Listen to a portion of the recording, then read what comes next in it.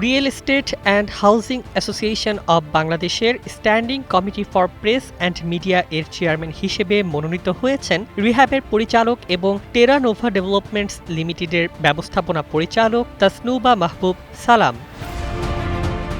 রিহ্যাবের senior vice president Abdur Razzak স্বাক্ষরিত এক চিঠিতে এ তথ্য জানানো হয়েছে। এতে বলা হয়, রিহ্যাবের বিভিন্ন কার্যক্রম সুষ্ঠুভাবে পরিচালনা ও বাস্তবায়নের লক্ষ্যে গঠিত standing committee for press and মিডিয়ার চেয়ারম্যান হিসেবে তাসনুভা মাহবুব সালামকে মনোনীত করা হয়েছে। চিঠিতে আরও উল্লেখ করা হয়, কমিটি রিহ্যাব সংশ্লিষ্ট বিভিন্ন বিষয়ে প্রয়োজনীয় পরামর্শ, সুপারিশ এবং কর্মপরিকল্পনা প্রণয়ন ও উপস্থাপন করবে। এসব সুপারিশ রিহ্যাবের পরিচালনা পর্ষদের অনুমোদনের পর সংশ্লিষ্ট কার্যক্রম বাস্তবায়ন করা হবে।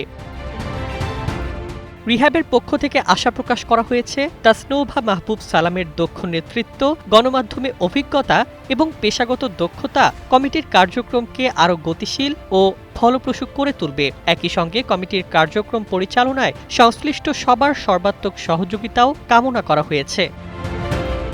উল্লেখ্য, তাসনুবা মাহবুব সালাম বর্তমানে রিহ্যাবের পরিচালক হওয়ার পাশাপাশি টেরা নোভা ডেভেলপমেন্টস লিমিটেডের ব্যবস্থাপনা পরিচালক এবং ২১ টেলিভিশনের ভাইস চেয়ারম্যান ও ব্যবস্থাপনা পরিচালক হিসেবে দায়িত্ব পালন করছেন। News desk, ২১ television.